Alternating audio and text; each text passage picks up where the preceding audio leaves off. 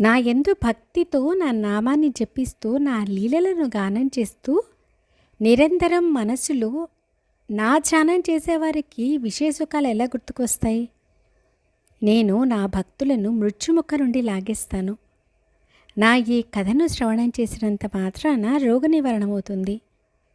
శ్రద్ధగా శ్రవణం చేసిన తర్వాత మననం మరియు నిధిధ్యాసనం చేస్తే శాంతి లభిస్తుంది.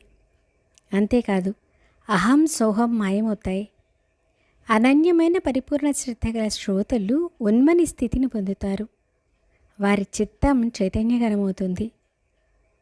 సాయి సాయి అనే నామస్మరణ కలియుగంలోని సకల దోషాలను దహించి వేస్తుంది.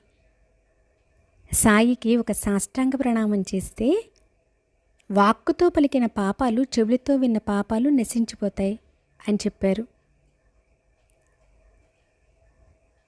రచనా కార్యం